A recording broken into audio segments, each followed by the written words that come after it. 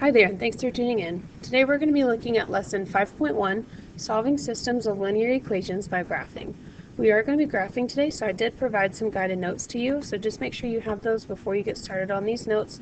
Otherwise, you'll need some graph paper to help you. We're going to be looking to write 3 things down just because we're graphing a lot, so let's go ahead and get started. The first thing we're going to write down are the steps of how to solve a system of linear equations by graphing. Step 1, you're going to graph each equation on the same coordinate plane. Step 2, you're going to estimate the point of intersection, and then step 3, you're going to check the point from step 2 by substituting x and y in each equation of the original system. Let's go ahead and pause the video here and write down steps 1, 2, and 3, and once you're done, click play so you can see how these steps are done. The next thing you're going to do is just watch me how to do these. It says solve the system of linear equations by graphing. So what we're essentially just going to do is graph equation 1 and equation 2.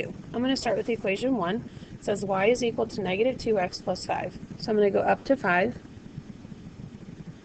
and plot my point. This is my y-intercept.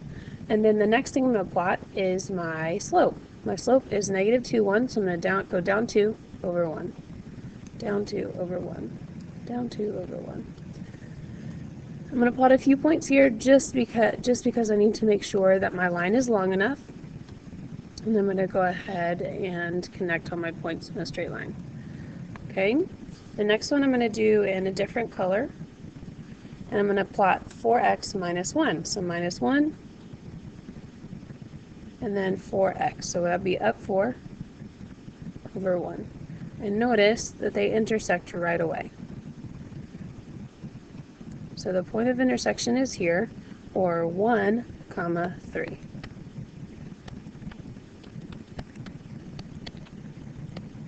So what I've just done is I have found step 1 and step 2 at 1, 3.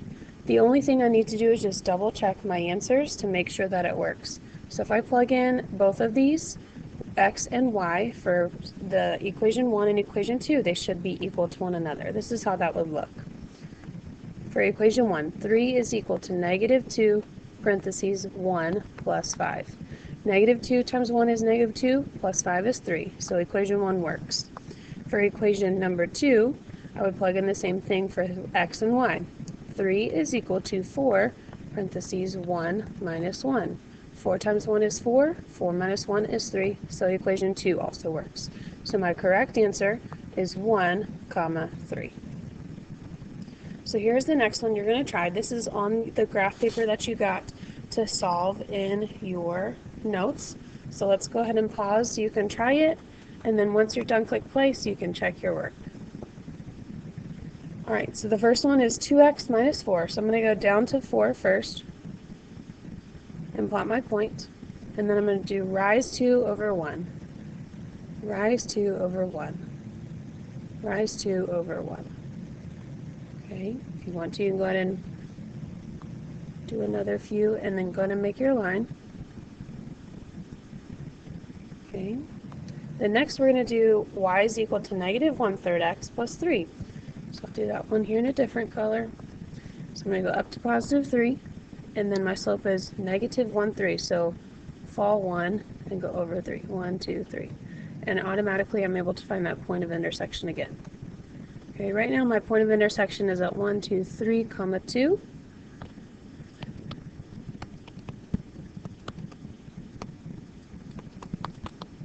So what I'm going to do is go ahead and check these points.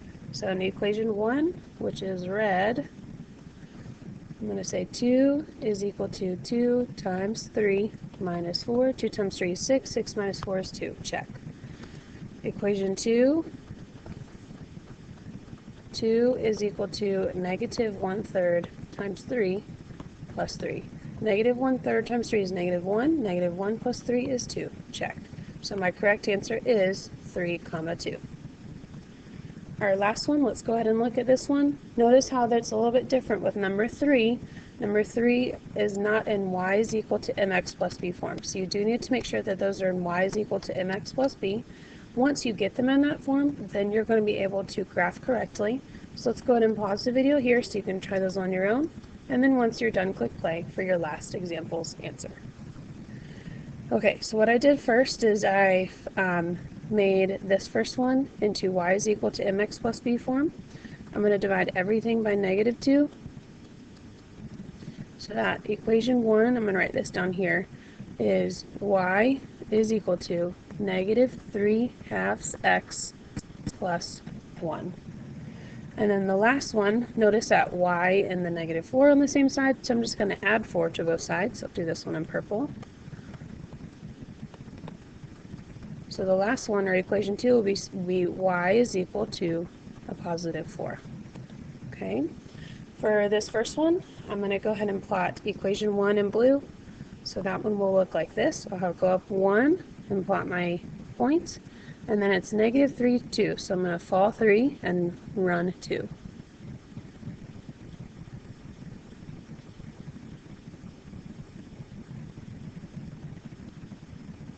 You can go up a few up here too.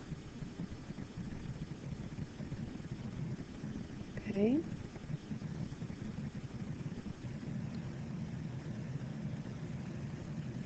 Oops, I was over 1. Alright, so here's my equation 1.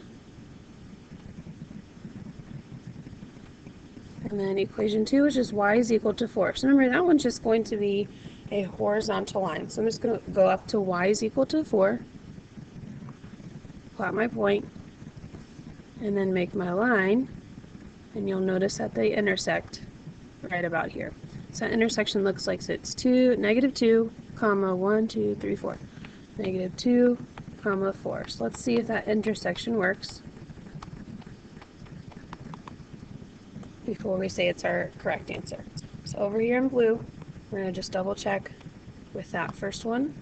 So 4 would be the y. So 4 is equal to -3/2 times -2 plus 1. -3/2 times -2 is a +3, and 3 plus 1 is 4. So that one works for this one. And then if I plug in for the last one, just as y is equal to 4, so I just plug in the y. 4 does equal 4. So my correct answer for number 3 is -2, 4. That is going to conclude our notes for today. So just make sure you have those 3 things written down, the steps that we wrote down, and then the 2 graphs that you tried. You are going to get some homework, so let's go ahead and get started on that. Thanks so much for tuning in.